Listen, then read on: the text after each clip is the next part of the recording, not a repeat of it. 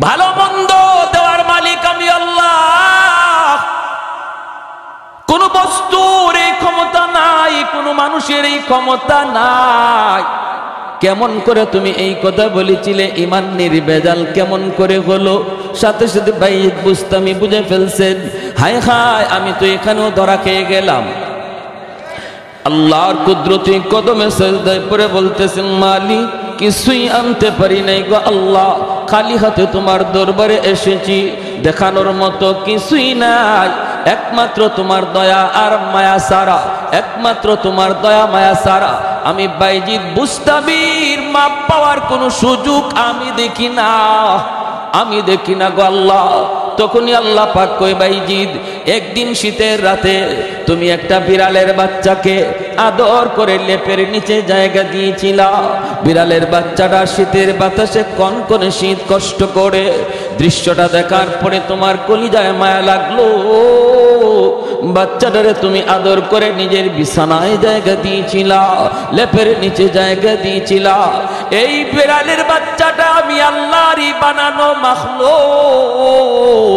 আমার একটা ছোট্ট মাখলুককে তুমি এতটুকু আদর করার কারণে আমি আল্লাহ খুশি হইয়া তোমাকে জান্নাতের উঁচু মাকাম দান করলাম।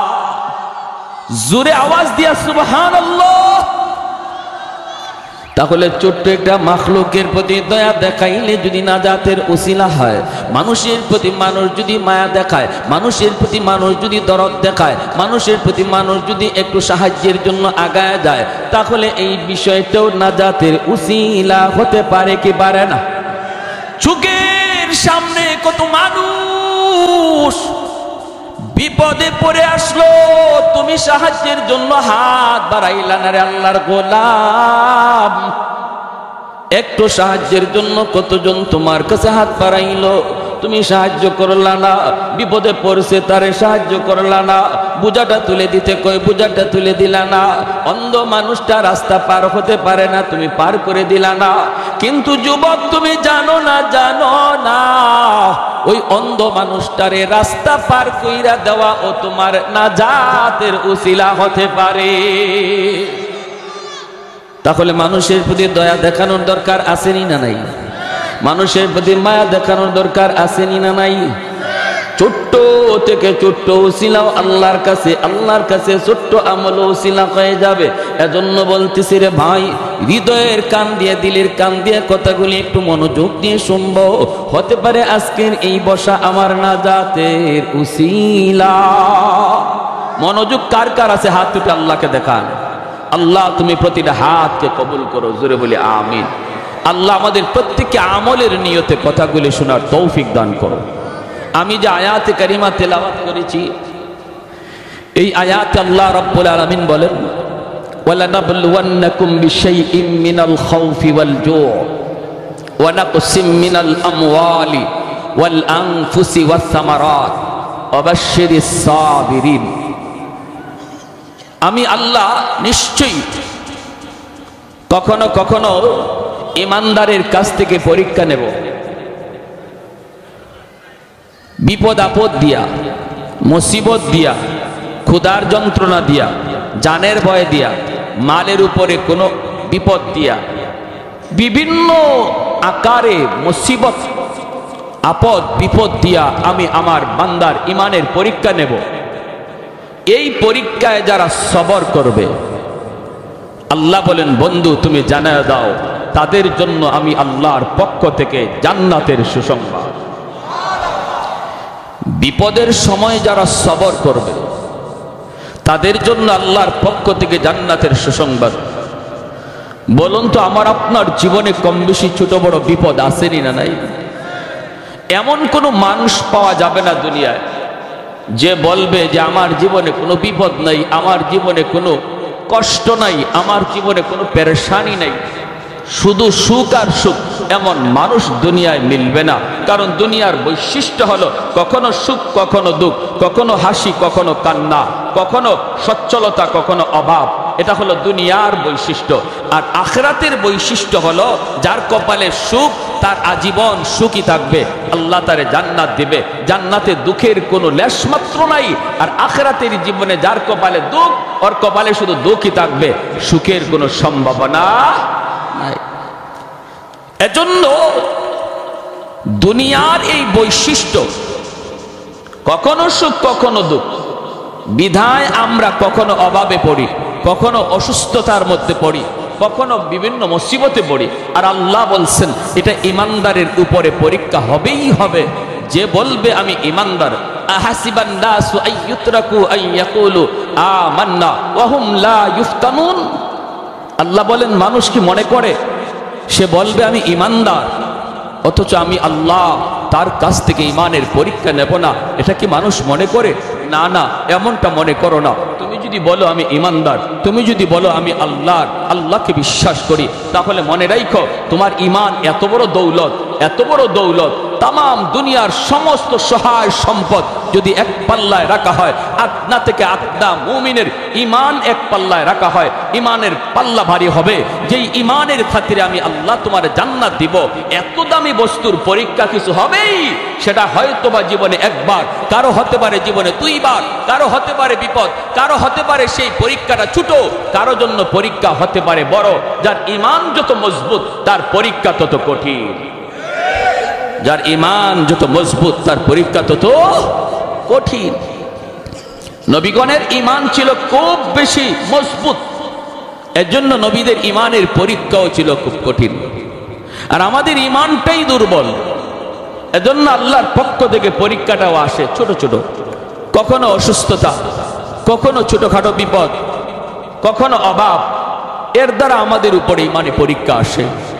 প্যারে হাজিরিন, ওই পরীক্ষাগুলাতে কে সবর করলো আর কে সবর করলো না, এর আলামত হলো বিপদে পইরাও, মুসিবতে থাইকাও, অভাবে থাকাকালীন সময়েও যে মানুষ আল্লাহকে ডাকে, আল্লাহর গোলামি করে, তারে মসজিদে পাওয়া যায়। অভাবে আছে এরপরও মসজিদ ছাড়ে না, অভাবে আছে এরপরও আল্লাহর জিকির ছাড়ে না, অভাবে আছে এরপরও হারাম পথে যায় না। বোঝা গেল সে আল্লাহর দেওয়া পরীক্ষার মধ্যে সে পাশ করেছে, বোঝা গেল সে পরীক্ষায় পাশ করেছে। সাইয়্যিদুনা আইয়ুব আলাইহিস সালাম বহুত বড় আল্লাহর এক পয়গম্বর, বনি ইসরাইলের জলিলুল কদর একজন পয়গম্বর। কি পরিমাণ পরীক্ষা ওনার উপর দিয়ে গেছে, তাহলে একটু আমাদের বুঝে আসবে যে আল্লাহ আমাকে আপনাকে দুনিয়ায় যে ছোটখাটো বিপদ দেয়, এই বিপদগুলা আমাদের জন্য কতটা সহজ। যদি নবীর এই পরীক্ষাটা শুনি আমরা ধারাবাহিকভাবে, তাহলে বুঝতে পারবো ইমানি পরীক্ষা কত কঠিন আর আমাদের উপরে যা আস। ঠিক কিনা, ঠিক কিনা? মনোযোগ আছে তো ইনশাআল্লাহ? সবার মনোযোগ আছে তো ইনশাআল্লাহ? ভাইয়েরা আমার, হযরত আইয়ুব আলাইহিস সালাম বনি ইসরাইলের বহুত বড় একজন জলিলুল কদর পয়গম্বর। আল্লাহ পাক এমন এমন নিয়ামত তারে দিয়া রাখছেন, নিয়ামতের সাগরে হাবুডুবু খাইতেছিলেন, কোনো দিক দিয়ে কোনো অভাব নাই, কোনো অভাব নাই। যেমন আল্লাহ তারে সুস্থতার নিয়ামত দিছেন, তেমন আল্লাহ তারে দৌলত দিছেন, সহায় সম্পদ দিছেন, রাজত্ব দিছেন। 4টা-6টা জোয়ান জোয়ান ছেলে আল্লাহ তারে দিছেন, ছেলেরাও জোয়ান। আর 4 জন বিবি দিছেন।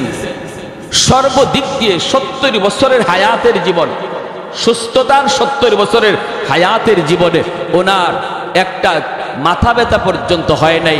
তাফসীরি কিতাবে লিখেন ঘাম বিচি পর্যন্ত উঠে নাই। আল্লাহ তারে এত নিয়ামত দিয়া রাখছেন, যেরকম সুবহানাল্লাহ। আমার ভাইরা, বন্ধুরা, যুবক, সুস্থতার চেয়ে বড় নিয়ামত আর কিছু নাই। একজন মানুষের জীবনের সবচেয়ে বড় নিয়ামত হলো সুস্থতার আল্লাহর গোলাম। এজন্যই তো মূসা নবী আল্লাহকে জিজ্ঞেস করেছিলেন, মালিক, আমি যদি খোদা হই, তুমি যদি বান্দা হও, আমার কাছে তুমি কি চাইবা? প্রশ্নটা বুঝছেন? আল্লাহ, আমি যদি খোদা হই, তুমি যদি বান্দা হও, কি চাইবা? আল্লাহ তখন বলেন, মূসা রে, এমন তো হবে না, যদি হইতো আমি সুস্থতার নিয়ামত চাইতাম। মূসা নবী কয় মালিক আমি পেয়ে গেছি, কি চাইবো তোমার কাছে, আমি কি চাইবো, পেয়ে গেছি মালিক, আমিও সুস্থতার নিয়ামত চাই, সুস্থতার নিয়ামত চাই। এজন্য রে ভাই আইয়ুব আলাইহিস সালামকে আল্লাহ পাক সুস্থতার নিয়ামত আল্লাহ দান করেছেন, সহায় সম্পদ দান করেছেন, স্ত্রী দান করেছেন, সন্তান দান করেছেন, রাজত্ব দিয়েছেন, ধন দৌলত, একটার পর একটা বাগান, একটার পর একটা ইন্ডাস্ট্রি, একটার পর একটা শিল্প কারখানা, বাড়তেই শুধু থাকলো, বাড়তেই থাকলো। এত কিছু নিয়ামতের ভিতরেও আল্লাহর পয়গম্বর আল্লাহর গোলামি করা ছাড়েন না, আল্লাহর শুকর বন্ধ করেন না, আল্লাহর জিকির বন্ধ করেন না। সমাজে কিছু মানুষ পাওয়া যাবে যখন পয়সা করি হাতের মধ্যে আসে তখনই সে গুনার দিকে ধাবিত হয়। অনেক মানুষ, অনেক শিল্পপতি পাওয়া যায়, শিল্পপতি পাওয়া যায় রাত 2টা বাজে 3টা বাজে ঘরে ঢুকে, স্ত্রী জানে না কখন স্বামী ঘরে ঢুকলো। কোটিপতির সন্তান রাত 6টা বাজে ঘরে আসে, বাবা জানে না, মা জানে না, মা জানে না। পয়সায় অনেককে নষ্ট করে ফেলে, চরিত্র নষ্ট করে ফেলে, ক্যারেক্টার নষ্ট করে ফেলে। মানুষ যখন সুখে পড়ে কেউ কেউ আছে আল্লাহকে ভুলে যায়, কিন্তু আল্লাহর পয়গম্বর সাইয়্যিদুনা আইয়ুব আলাইহিস সালাম তার অভাব তো নাই, সুখে আছেন, আল্লাহকে ভুলেন না, আল্লাহকে ভুলেন না, আল্লাহর গোলামি বাদ দেন না। জিকির বন্ধ নাই, আল্লাহর জিকির বন্ধ নাই। ইবলিস তখন ডাক দেয়, কয় ওগো আল্লাহ তোমার পয়গম্বর এত তোমারে ডাকে কেন জানোনি, কেন যাকে জানোনি কেন? আল্লাহ পাকে ইবলিস কয় সুখে রাখছো এজন্য তোমারে ডাকে, সুখে রাখছো এজন্য তোমার জিকির করে। অভাব কি জিনিস জানে না, বিপদ কি জিনিস বুঝে না, মুসিবত কি জিনিস জানে না, পরীক্ষা কি জিনিস এখনো বুঝে নাই। আমি ইবলিসের মনে হয় যদি তুমি তারে বিপদে ফালাও, জিকির করবে দূরের কথা, তোমার নাম পর্যন্ত ভুলে যাবে। নাউজুবিল্লাহ। আল্লাহ পাক রব্বুল আলামিন তখন বলে, রে ইবলিস ভালো করে শুন, ভালো করে শুন, আইয়ুব আমি আল্লাহর পয়গম্বর। পয়গম্বর ইচ্ছা করে হওয়া যায় না, আমলের দ্বারা ওলি হওয়া যায়, নবী হওয়া যায় না, বুজুর্গ হওয়া যায়, নবী হওয়া যায় না। নবী আল্লাহ নিজে পছন্দ করেন, আল্লাহ নিজে নির্বাচন করেন। আল্লাহ বলে ইবলিস শুন, আইয়ুবকে আমি আল্লাহ নির্বাচন করেছি, অতএব তোর ধারণা ভুল, ধারণা ভুল, এমনটা হতেই পারে না, হতেই পারে না। ইবলিস কয় তাহলে বিপদে ফেলায়া দেখো, পরীক্ষায় ফেলায়া দেখো, দেখো না তোমার নাম কেমনে লয়, তোমার নাম কেমনে লয়। আমি তো বললাম নাম ভুলেই যাবে, নাম ভুলেই যাবে, না আমি মনে থাকবে না। আল্লাহ পাক বলে তাহলে দেখ চ্যালেঞ্জ, তোর সাথে আমি আল্লাহর চ্যালেঞ্জ, দেখ দেখ। আমার আইয়ুবের উপর পরীক্ষা শুরু হয়ে গেল। 1 নম্বরই পরীক্ষা আল্লাহ পাক রব্বুল আলামিন দিলেন, রে যুবক, সহায় সম্পদগুলি একে একে ধ্বংস হতে লাগলো। আজ অমুক ফ্যাক্টরিতে আগুন, কালকে ওই বাগানে আগুন, অমুক জায়গা আজকে ধ্বংস। এই খবরগুলি যখনই পয়গম্বরের কাছে আসতে থাকে তখনই তিনি সাথে সাথে আল্লাহর শুকরিয়া আদায় করে। না শুকরি নাই। আল্লাহ পাক কই দেখছনি, বিপদ তো আমি আল্লাহ দিলাম কিন্তু না শুকরি নাই, না শুকরি নাই, এখনো শুকুর করে, এখনো আমি আল্লাহকে ইয়াদ করে। এতগুলি সহায় সম্পদ নষ্ট হয়ে গেল, এরপরেও কিন্তু আমি আল্লাহকে ভুলে না, ভুলে না। ইবলিস কই মালিক জানুনি কেন, কেন? কই রাজত্ব রাখছো এজন্য, আল্লাহ রাজত্ব কেড়ে নিলেন, তখনও ইনি শুকরিয়া আদায় করে। ইবলিস কয় কারণ হলো 6টা জোয়ান জোয়ান ছেলে আছে, ভরসা হলো সন্তানের উপর। সম্পদ যদি চলেও যায়, সন্তান তো আছে 6টা জওয়ান। এই 6টা জওয়ান ছেলের দ্বারা সম্পদ আবার কামাই করবে, এজন্য কোনো টেনশন নাই, তোমার গোলামি করে। আল্লাহ বলে না না, সন্তানের উপর পরীক্ষা শুরু হবে। 6 জন যুবক ছেলে এক করে ঘুমায় রইছে। হঠাৎ করে রাতের বেলা সাত ভেঙ্গে আইয়ুব নবীর 6টা ছেলে একসাথে মারা গেল রে যুবক। একসাথে 6 জন ছেলে মৃত্যু সংবাদ বাবা শুনতে পাইলেন। এরপর নবী শুকরিয়া আদায় করে জোরে কোন সুবহানাল্লাহ। আল্লাহর কাছে ডাক দেয়া কর, মালিক সন্তান তো আমার কাছে ছিল আমানত, এই সন্তানের মালিক তো আমি না, সন্তানের মালিক তুমি। আমার আপনার কাছে সন্তান আল্লাহর তরফ থেকে আমানত, দখলে আমার। এই সন্তান নিজের খুশি মতো চালানো যাবে না, আমানতের বস্তু নিজের মর্জি মতো ব্যয় করা যায় না, করলেই সেটা খেয়ানত হয়। আমানতের বস্তু নিজের মর্জি মতো ব্যয় করা যায় না, করলেই সেটা খেয়ানত হয়। কেমনে ব্যয় করতে হয়? মালিকের নির্দেশ মতো, মালিক যেভাবে বলে সেইভাবে, তাহলেই আমানতদারি রক্ষা হয়। সন্তান আল্লাহর তরফ থেকে আমার আপনার কাছে আমানত। এজন্য সন্তানকে যা খুশি তা শেখানো যাবে না, যা খুশি তা দেখানো যাবে না, যা খুশি তা পরানো যাবে না, যা খুশি তা তারে জামাও পরানো যাবে না, যা খুশি তা তারে তা শোনানো যাবে না। সন্তানকে কি শোনাবো, সন্তানকে কি দেখাবো, সন্তানকে কি পড়াবো, সেই জিনিসটাও চলবে আল্লাহর মর্জি মতো, তবেই আমানতদারি রক্ষা হবে। হাসরের মাঠে বহু বাপমা আল্লাহর আদালতে খিয়ানতকারী হিসেবে কাঠগড়ায় দাঁড়াবে, আর সেই মামলাটা দায়ের করবে তার সন্তান। সন্তান মামলা দায়ের করবে বাপমার বিরুদ্ধে। আল্লাহ, আমি ছোট ছিলাম, আমি বুঝি নাই, কোথায় পড়লে পরে তোমাকে চেনা যায়, কোন শিক্ষা লাভ করলে পরে আখিরাত জানা যায়। আল্লাহ, আমি ছোট্ট বাবু ছিলাম, আমি বুঝতাম না। আল্লাহ, আমার বাপমা বুঝতেন, তারা কেন আমাকে ওই শিক্ষা দিলেন না? আমি আজ যে কারণে জাহান্নামী হলাম, আমার বাপমা আমার চেয়ে ডাবল অপরাধী, তাদেরকে জাহান্নামের ডাবল শাস্তি দাও। রব্বানা আতিহিম দিআফাইনি মিনাল আযাব ওয়াল আনহুম লা'নান কাবীরা। সন্তান বাপমাকে আল্লাহর আদালতে আসামির কাঠগড়ায় দাঁড় করায় দিবে। অনেক বাপমা সন্তানের মামলায় আল্লাহর আদালতে আসামি হবে, তারা যারা সন্তানের ব্যাপারে খিয়ানত করেছে। সন্তানের ব্যাপারে কি করেছে? খেয়ানত করেছে। যেই বয়সটাতে তাকে আল্লাহর নাম শেখানোর কথা, যেই বয়সটাতে তাকে আখিরাত জানানোর কথা, যেই বয়সটাতে তারে কালেমা শেখানোর কথা, যেই বয়সে তারে কোরআন সহি শুদ্ধ করে শেখানোর কথা, যেই বয়সে ইসলামের মৌলিক জ্ঞান তার অন্তরে দেওয়ার কথা, এই শিক্ষা না দেওয়ার কারণে, এই বয়সে তারা সেই শিক্ষা না দেওয়ার কারণে আল্লাহর আদালতে সন্তান মামলা দিবে। আর এই সন্তান বড় হইয়া সে যখন কলেজে যাবে, শিশুকালে বাপমা তার এই শিক্ষা না দেওয়ায় সে কলেজে গিয়ে বেনামাজি হবে, ভার্সিটিতে গিয়ে বেনামাজি হবে, নাস্তিকদের কাছে গিয়ে সে নাস্তিক হবে, ইসলামের বিরুদ্ধে কথা বলবে। আর যেই সমস্ত বাপমা সন্তানের ব্যাপারে আমানতদারি রক্ষা করেছে, শিশুকালেই তারে দিন শিখাইছে, শিশুকালেই তারে নুরানি মাদ্রাসায় পড়াইছে, আল্লাহকে চিনাইছে, পরকাল বুঝাইছে, এই ছেলে যদি কলেজেও যায় বেনামাজি হবে না, নামাজি হবে।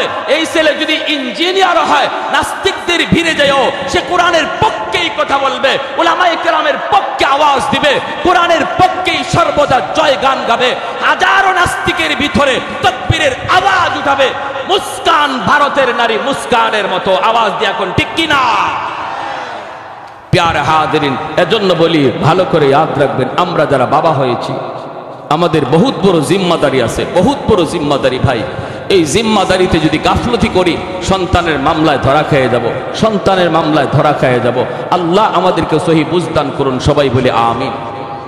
হযরত আইয়ুব আলাইহিস সালামের কাছে যখন 6টা সন্তান মারা যাওয়ার খবর আসলো, তখনও নবী নিরাশ হন নাই, নাশুকরি করেন নাই, আল্লাহর দরবারে শুকরিয়া আদায় করে বলছেন, আল্লাহ, সন্তান ছিল আমার কাছে আমানত, আমানতের বস্তু তুমি তোমারটা নিয়ে গেছো। আল্লাহ, আমার সন্তান যে পথের প্রতীক, আমিও সেই পথের প্রতীক। আজ গেছে আমার সন্তান, কাল যাব আমি। দুনিয়ার এটাই নিয়ম, আসার সময় সিরিয়াল মেনটেন হয়, যাবার সময় কোনো সিরিয়াল নাই। আবার আসার সময় বাবা আগে আসে, সন্তান পরে আসে। যাবার সময় দেখা যায় বাবার আগে ছেলে যায়, নাতির আগেও দাদা চলে যায়, ঠিক কিনা? আমার ভাইয়েরা, বন্ধুরা, একটু মনোযোগ লক্ষ্য করে শুনো রে আল্লাহর গোলাম। যেই মাত্র আইয়ুব আলাইহিস সালামের কাছে ৬টা ছেলের মৃত্যু সংবাদ কানে আসলো, তখনও নবী শুকরিয়া আদায় করেন। আল্লাহ পাক ইবলিসকে ডাক দেয়া বলে, ইবলিস দেখ, পরীক্ষায় আমার আইয়ুব একে একে যতগুলি পরীক্ষা আমি আল্লাহ তারে দিচ্ছি রে, সবগুলি পরীক্ষায় আইয়ুব পাশ করেছে, শুধু না A+ পায়া পাশ করেছে। ইবলিস কই, মালিক এখনো তোমার শুকরিয়া কেন আদায় করে তুমি জানোনি? বলে কেন? এখনো তার 4টা স্ত্রী এখনো জমিনে আছে গো। 4 জন স্ত্রী যেই স্বামীর আছে তার কিসের টেনশন? ছেলে 6টা চলে যাক না 10টা চলে যাক, স্ত্রী তো আছে, সন্তান আবার দুনিয়া আসবে। এই ভরসায় তোমার গোলামি করে, এই ভরসায় এখনো তোমার উপরে সে নারাজ হয় না, এখনো নারাজ হয় না। আল্লাহ পাককে একে একে পরীক্ষা দেওয়ার জন্য শয়তান উদ্বুদ্ধ করতেছে। আল্লাহ পাক কয়, তাহলে শুন, 4টা স্ত্রীর উপর পরীক্ষা শুরু হয়ে গেল। 4 জন স্ত্রী, 3 জন এক খাটের মধ্যে ঘুমায় আছেন। একজন বিবি রহিমা, তিনি আছেন নবীর সাথে রাতের বেলা। যেই রাত্রে 3 জন এক খাটের মধ্যে শুয়ে আছেন রে আল্লাহর গোলাম, ওই রাতে 7 পইরা 3 জন স্ত্রী মারা গেলেন।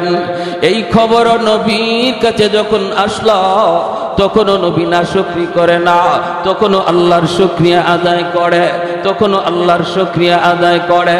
আল্লাহ পাক রব্বুল আলামিন কয়, এরে ইবলিস দেখ তো, দেখি দেখ, আমার পয়গম্বর আইয়ুব কিন্তু এখনো আমি আল্লাহর শুকরিয়া আদায় করে। ইবলিস তখন কয়, কি শুনবেন? ইবলিস তখন কয়, মালিক এখনো শুকরিয়া আদায় করে, কারণ তারে সুস্থতার নিয়ামত তুমি দিয়েছ। হাত 2টা এখনো তার সুস্থ, পা 2টা এখনো সুস্থ, এখনো সে সুস্থ শরীর নিয়ে চলাফেরা করতে পারে। এজন্য তোমার শুকরিয়া আদায় করে। যেই মানুষটার হাত 2টা সুস্থ সে কোনোদিন গরিব নয়, যার হাত পা 2টা সুস্থ সেও গরিব নয়, কারণ সে কর্ম করে খাইতে পারে। ঠিক কিনা করে কন? কর্ম করে খাইতে পারে, সে গরিব নয়। আল্লাহ পাক রব্বুল আলামিনকে ইবলিস তখন ডাক দিয়া কই, মালিক এজন্য তোমার এখনো শুকরিয়া আদায় করে। আল্লাহ পাক কয়, ইবলিস শুন, তুই যত কথা বলস না কেন রে, আইয়ুব এমনে নবী হয় নাই, আমি আল্লাহ তারে নবী বানাইছি। নফল বন্দেগীর মাধ্যমে আল্লাহর ওলি হওয়া যায়, আব্দুল কাদের জিলানী হওয়া যায়, মঈনুদ্দিন চিশতি হওয়া যায়, কিন্তু নবী পয়গম্বর হওয়া যায় না, সাহাবী হওয়া যায় না। সাহাবী আল্লাহ পাক নিজে চয়েস করেন নবী পয়গম্বর কে হবে, সেটাও আল্লাহ পাকের চয়েস করা। রব্বুল আলামিন তখন ডাক দিয়া কই, ইবলিস তাহলে শুন, এইবার পরীক্ষা শুরু হবে আমার পয়গম্বরের শারীরিক পরীক্ষা, দেহের উপরে পরীক্ষা শুরু হবে। এর যুবক, দিলটা একটু নরম করে কথাগুলি শোনো রে আল্লাহর গোলাম। দুনিয়াতে কম বেশি পরীক্ষা আমাদের সবার জীবনে আসে। কেউ কখনো অসুস্থ হইয়া মসজিদ ছাইরা দেয়, কেউ কখনো বিপদে পইরা আল্লাহর নাম ছাইরা দেয়। আমি আমার জীবনে পেয়েছি, সিলেটের এক জায়গায় ওয়াজে গিয়েছিলাম, মানুষজন আমারে কইতেছে, হুজুর ওই যে একটা ঘর দেখতেছেন, এই ঘরের লোকটা ছিল অনেক নামাজি বড় দিনদার, লোকটা ছিল বড় নামাজি বড় দিনদার। হঠাৎ করে লোকটা একটা বিপদে পড়ে গেল। বিপদে পড়ার পরই সে চিৎকার করে কয়, এত নামাজ পড়লাম, এত রোজা রাখলাম, এত আল্লাহরে ডাকলাম, আল্লাহ আমারে কেন বিপদে ফেলাইল? বেনামাজি সুদখোর ঘুষখোর আল্লাহ কোনো বিপদ দেয় না, আমাকে বুঝি আল্লাহ দেখলো, এই পয়লা মসজিদ ছেড়ে দিছে হুজুর, এখন আর মসজিদে আয় না, আল্লাহর বিরুদ্ধে কথা কয়, রাস্তায় রাস্তায় গোটে নাস্তিকদের মতো কথা কয়। এরে আল্লাহর গোলাম, একটু দিলটা নরম করে কথাগুলি শোনো। যদি তুমি বিপদের সময় সবর কইরা, বিপদের সময় তুমি আল্লাহকে ডাকো, হাসরের ময়দানে আল্লাহ পাক আইয়ুব নবীর সাথে তোমারে জান্নাত দান করবে। জোরে কোন সুবহানাল্লাহ। শরীরের পশমের গোড়ায় গোড়ায় ফুসকা পড়ে গেল, ফুসকা, এই ফুসকার ভিতরে পোকা জন্ম নিল, পোকা, ফুসকার ভিতরে পোকা জন্ম নিল, শরীর পচে যাইতে লাগলো, সারা শরীরটা আস্তে আস্তে পচতে শুরু করলো। ভাইরে নবী, শরীর থেকে এত দুর্গন্ধ বের হয়, এলাকার মানুষজন কয়, ঘরের প্রতিবেশী লোকে কয়, প্রতিবেশীরাও ডাক দিয়া কয়, তাড়াতাড়ি ঘর থেকে বের করো, এলাকায় থাকা যাবে না, এত দুর্গন্ধ, সারা শরীর পচে যাইতেছে।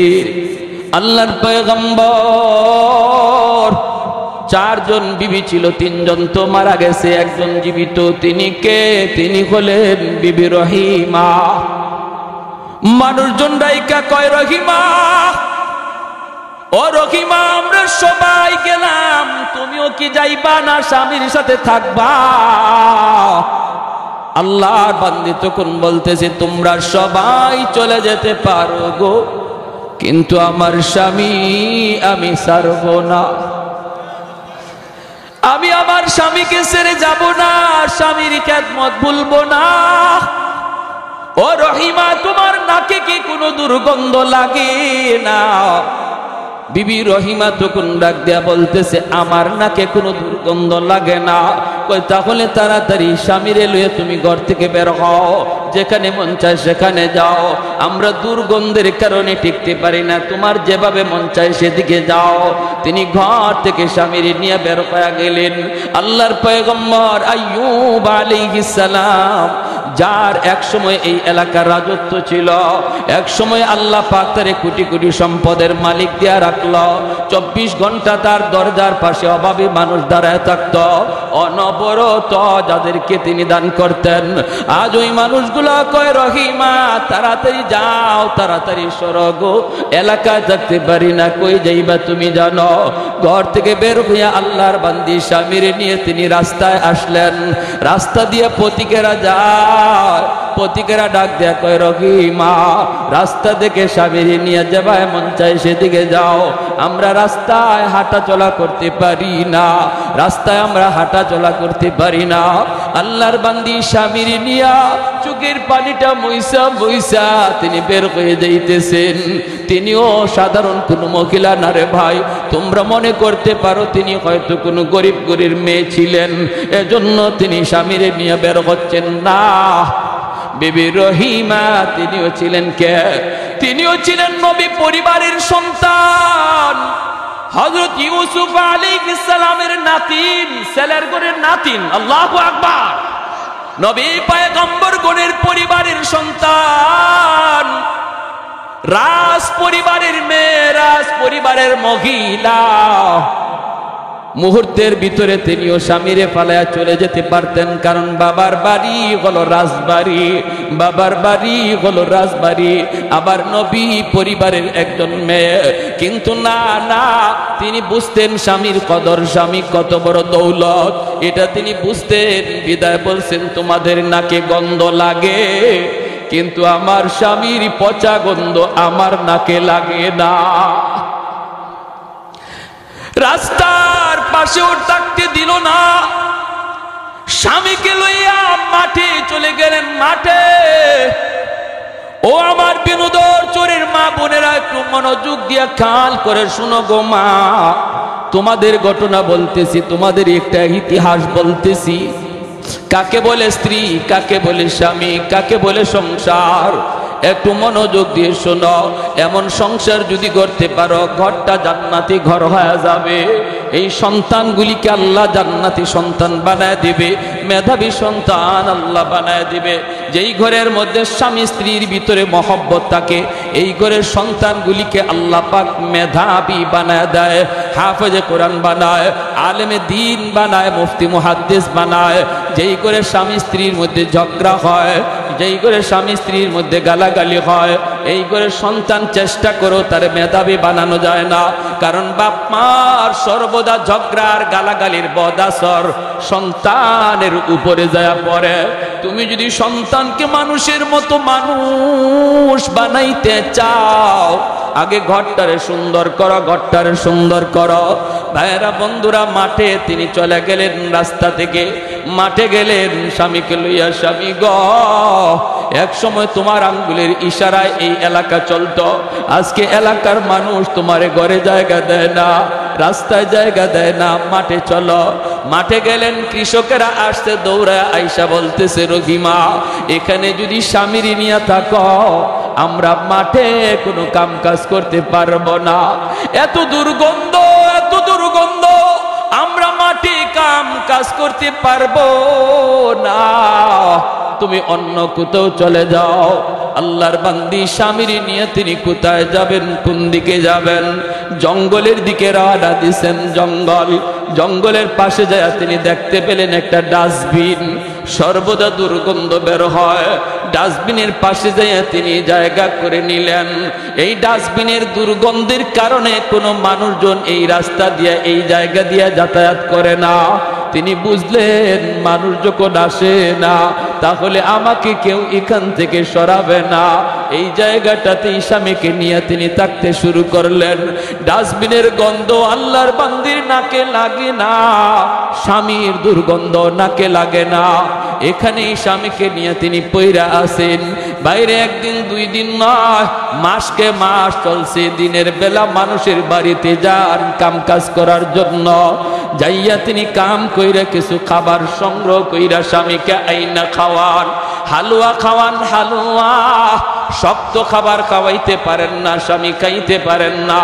আইয়ুব আলাইহিস সালামের পুরা দেহটা পুকে খেয়ে ফেলতেছে, জিহ্বাটা এখনো পুকে ধরে নাই। আইয়ুব নবী ডাক দিয়া কয়, মালিক সারা দেহ আমার পুকে খাক, আমার আপত্তি নাই, আপত্তি নাই। যখনই আমি তোমাকে জিহ্বা দিয়া আল্লাহ কইয়া ডাক দিতে দেই, সাথে সাথে আমার সব কষ্ট আমি ভুলে যাই। ও মালিক, এজন্য তোমার কাছে আমার আবদার, আমার জিহ্বাটারে তুমি পোকা দিয়া খাওয়ায়ো না, যেন আমি জিহ্বা দিয়ে তোমাকে আল্লাহ আল্লাহ কইয়া ডাকতে পারি। যেরকম সুবহানাল্লাহ। ভাইরা আমার, আল্লাহর বান্দি মানুষের বাড়িতে যে কাম করেন, হালুয়া পাকায়া স্বামীরে তিনি খাওয়ান। কেমনে খাওয়ান রে ভাই? চামচ দিয়া খানা দিতে পারেন না, দিলে পরে চামচটা লাগলে নবী ব্যথা পান, কারণ দাঁতের মাড়িটা পর্যন্ত পচে গেছে, এমনি ভাবে ঠোঁট পর্যন্ত সব পচে গেছে। চামচ যদি লাগে সাথে সাথে তিনি ব্যথা পান, ব্যথা পান। তখন আল্লাহর বান্দি তিনি আঙ্গুল দিয়েও খাওয়ান না, হাত দিয়া খাওয়াইতে গেলে আঙ্গুলটা যদি এই আক্রান্ত জায়গায় লাগে, যদি মুখের এই আক্রান্ত জায়গায় আঙ্গুলের নখটা লাগে, নবী ও কয়ে চিৎকার করে কান্দা উঠে। এজন্য বিবি রহিমা চামচ দিয়েও না, আঙ্গুল দিয়েও না, নিজের জিহ্বাটারে তিনি চামচ বানাইয়া এই জিহ্বার মধ্যে হালুয়া উঠাইয়া জিহ্বাটা স্বামীর মুখের ভিতরে ঢুকাইয়া খানা খাওয়ার, অলকমের ভিতরে জিহ্বাটা ঢুকে তিনি খানা খাওয়ার। এইভাবে তিনি স্বামীরে খাওয়ান। দিনের বেলা তিনি মানুষের বাড়িতে যায় কাম করেন, কিছু কাম কইরা খাওয়ানোর ব্যবস্থা করেন। এইভাবেই চলছে, এইভাবেই চলছে রে ভাই। ভাইয়েরা বন্ধুরা, একদিন তিনি কাম পান নাই, কোথাও কোনো কাম কাজ পান নাই। গেছেন একজন ইহুদি মহিলার বাড়িতে, যাইয়া তিনি বলতেছেন, মা গো, ঘরে কোনো কাম আসেনি, আমাকে কোনো কাম দেওয়া যাবেনি। মহিলায় কয়, না না, আমার বাড়িতে কোনো কাম নাই, কাজের লোক লাগে না, কাজের লোক লাগে না। তখন তিনি বলতেছেন, তুমি হালুয়া পাকাইছো, একটু হালুয়া দিবানি, আমার স্বামীর জন্য একটু হালুয়া নিব। মহিলায় কয়, আমি বিনা টাকায় বিনা পয়সায় হালুয়া দেই না, আমি তো বিক্রি করি, বিক্রি করি। তখন আল্লাহর বান্দি বলেন, মাগো কিছুই তো নাই, কি দিয়ে তোমার আমি দেব, কি বদলা দেব, দেবার তো কিছুই নাই। আমার জন্য চাই না, আমার জন্য চাই না, আমার একজন অসুস্থ স্বামী, আমার অসুস্থ স্বামী জঙ্গলের ডাস্টবিনের পাশে রেখে এসেছি, অসুস্থ ক্ষুধার্ত তার জন্য। মহিলায় কয় না আমি এমনে দেই না, এমনে দেই না, পয়সা লাগে, পয়সা দিব কোত্থেকে? তখন ওই মহিলা কয় পয়সা নাই তো ভাগো, দেওয়ার কোনো সুযোগ নাই, কিন্তু একটা কাজ করলে দিতে পারি। বলে কি কাজ? কয় তোমার চুলগুলি অনেক লম্বা দেখা যায়, যদি কিছু চুল কাইটা আমাকে দেও, এই চুলের বিনিময়ে তোমাকে হালুয়া দেব। আল্লাহর বান্দি বিবি রহিমা কই না না মাগো, তুমি এমন কথা বইল না গো, আমার লম্বা চুল থাকার কারণে আমার স্বামী আমার চুলে দইরা বসা থেকে মাঝে মাঝে দাঁড়ায়, আমার চুলটারে আমার স্বামী লাঠি বানায়। আর একটু জোরে কোন সুবহানাল্লাহ। ও আমার মা বোনেরা, খেয়াল করে শুনো, আমার নবী রহমতের নবী বলেছেন আইয়ুমা ইমরাতিন ইদা সাল্লাত খামসাহা ওয়া সামাত শাহরাহা ওয়া হাফিজাত ফারজাহা ওয়া আতাআত বালাহা। নবী বলেন যেই মহিলা চারটা কাজের জিম্মাদার হয়ে যায়, আল্লাহর তৈরি জান্নাতের যে কোনো দরজা দিয়ে ঢুকবে, কেউ তারে বাধা দিবে না, বাধা দেওয়ার কোনো সুযোগ তার নাই। এক নাম্বার হলো যদি কোনো মহিলা নামাজের হিসাবটা ঠিক মতো আল্লাহরে বুঝাইতে পারে, অক্ত মতো নামাজ পড়া নেয়, পরের রক্তে নামাজ নেয় না, যথা টাইমে নামাজ যেই মহিলা আদায় করে। দুই নম্বর হলো যেই মহিলা রমজান মাসে রোজা ঠিক মতো রাখে। তিন নম্বর হলো নবী বলেন যেই মহিলা খাস পর্দা করে। খাস পর্দা বলতে আমরা কি বুঝিনি রে ভাই? খাস পর্দা হলো ঘরের পর্দা, বাহিরের পর্দা। ঘরেও কিন্তু পর্দা আছে, বাহিরেও পর্দা আছে। বাহিরের পর্দা হলো বের হওয়ার সময় মোটা কাপড়ের বোরকা পরে বের হও, ঢিলা ঢালা বোরকা পরে বের হও, এটা হলো বাহিরের পর্দা। মুখটাও তোমার ঢাকা থাকবে, হাত মোজা পা মোজা লাগানো থাকবে, এটা হলো বাহিরে বের হওয়ার পর্দা। আর যদি একান্ত ঘরে তুমি থাকো, তুমি ঘরে থাকো, ঘরেই থাকো, একান্ত প্রয়োজনে বের হলে মোটা কাপড়ের বোরকা পরে বের হবা। ঘরের ভিতরে থাকলে তোমার পর্দা আছে। চাচাতো ভাইয়ের সাথে পর্দা করা তোমার ফরজ, মামাতো ভাইয়ের সাথে পর্দা করা ফরজ, খালাতো ভাইয়ের সাথে পর্দা করা ফরজ। এমনি ভাবে ভাইয়েরা বন্ধুরা, গ্রামের সম্পর্কের চাচা, গ্রামের সম্পর্কের নানা, গ্রামের সম্পর্কের দাদা, গ্রামের সম্পর্কের মামা, গ্রামের সম্পর্কের যত যা কিছু আছে সব হলো তোমার জন্য বেগানা বেগানা। তাদের সাথে দেখা করা তোমার জন্য হারাম, কথা বলা হারাম। তো ঘরের পর্দা বাহিরের পর্দা যেই মহিলা করলো, 4 নাম্বার নবী বলেন যেই মহিলা স্বামীর কথা মতো চলে, স্বামীরে খুশি রাইখা চলে। যেই মহিলা মারা যায় আর ওই অবস্থায় তার স্বামী তার উপর খুশি থাকে, নবী বলেন মরতে দেরি, জান্নাতে যাইতে দেরি না। ভাইরা আমার, এজন্যই তো বিবি রহিমা কি পরিমাণ স্বামীর খেদমত, কি পরিমাণ স্বামীর জন্য ত্যাগ, কি পরিমাণ কুরবানি। ওই মহিলা কয় চুল কাইটা দিবা তবে আমি তোমাকে হালুয়া দেব। আল্লাহর বান্দি কয় চুল কাটা যাবে না, কারণ যদি আমি চুল কাটি আমার স্বামী কেমন করে বসা থেকে উঠবে, কেমন করে তিনি বসা থেকে উঠবে। ইহুদি মহিলা কই এত কিছু বুঝি না, যদি আমার কাছ থেকে হালুয়া নিতে হয় চুল দেওয়া লাগবে। তিনি বাধ্য হয়ে গেলেন চুল দেওয়ার জন্য, সাথে সাথে একটু চুল কাইটা দিয়া দিল। স্বামীর কারণে নিজের চুলটা তিনি কিছু দিয়া দিলেন কাইটা। শয়তান কিন্তু সুযোগ পাওয়া গেছে, শয়তান পিছনে লাইগা আছে কেমন করে স্বামী স্ত্রীর ভিতরে একটা ভুল বুঝাবুঝি সৃষ্টি করাইতে পারে। শয়তান যদি স্বামী স্ত্রীর মধ্যে ভুল বুঝাবুঝি করাইতে পারে, তালাকের পর্যায়ে নিতে পারে, সংসার যদি ভাঙিয়ে দিতে পারে। আল্লাহর নবী বলেন শয়তানের জীবনের যত শয়তানি আছে রে, সমস্ত শয়তানির ভিতরে সবচেয়ে বড় শয়তানি হলো তালাক। সবচেয়ে বড় শয়তানি হলো ঘরের মধ্যে স্বামী স্ত্রীর ভিতরে গন্ডগোল।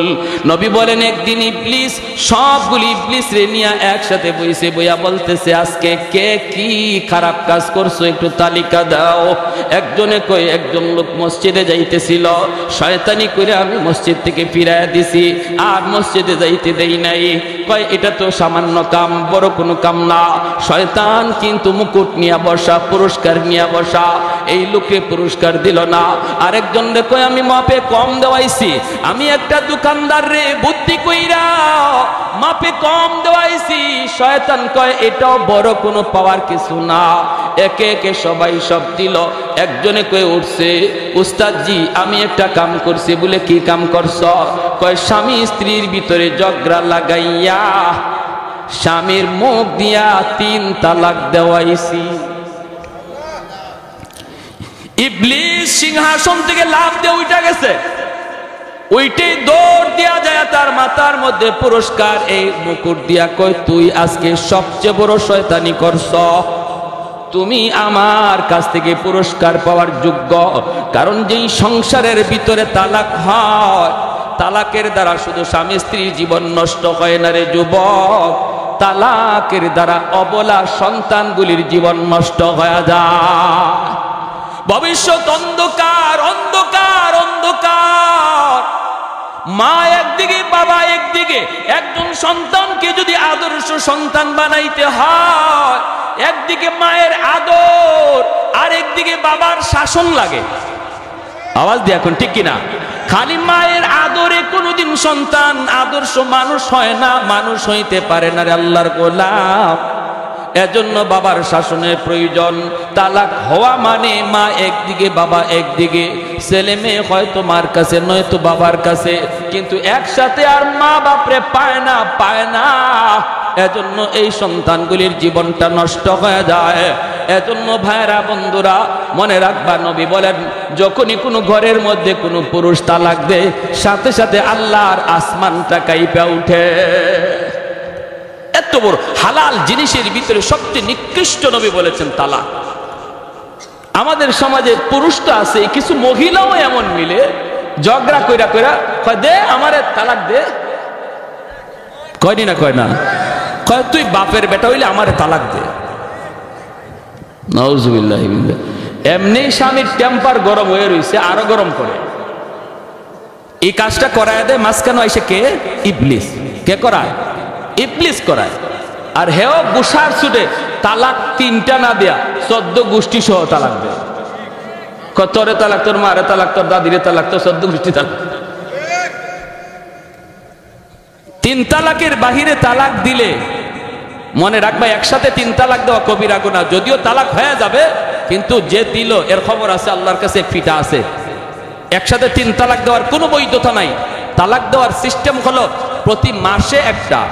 যদি আপনি শাসন করলেন, আপনি বুঝাইলেন, পরিবারের লোক আনলেন, বসলেন দুই পক্ষ লইয়া, এরপরও সমস্যার সমাধান হয় না, আপনার বিবি উল্টা পথেই চলে, উল্টা পথেই চলে, বিছানা পরিত্যাগ করলেন, আপনি তার থেকে দূরে থাকলেন, কথা বন্ধ রাখলেন, হালকা একটু মারদুর। নবী বলেন হালকা মারদুর এর মানে বাঁশ লইয়া লাঠি লইয়া ফিরানি না, মেসওয়াক লইয়া একটু আস্তে কইরা একটু আঘাত দেওয়া। এর মানে একটু সে যেন অপমান বোধ করে, হায়রে আজকে আমার সামনে হাত উঠায় ফেলছে, এতটুকু যেন তার অনুভূতিতে লাগে, তার ইজ্জতে যেন লাগে, এজন্য একটু হাত উঠানি। এর মানে এই না লাঠি লইয়া শরীরে দাগ ফালাইয়া দেওয়া, এরকম না। হালকা কিছু আঘাত করলেন, এরপরও সংশোধন হয় না, তখন শরীয়ত বলে সে যখন পবিত্র হালতে থাকে তখন তার 1 তালাক দাও।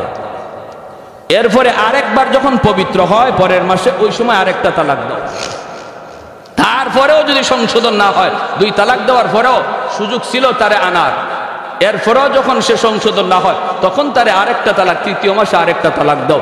এভাবে হলো শরীয়তের তালাকের বৈধতা, তালাকের সিস্টেম। কিন্তু আমাদের সমাজে যেইভাবে তালাক দেওয়া হয়, এক বৈঠকে এক বসায়, এগুলার কোনো তরিকা নাই, সিস্টেম নাই। তবে তালাক কি হবে না? বলে হ্যাঁ হবে 100%।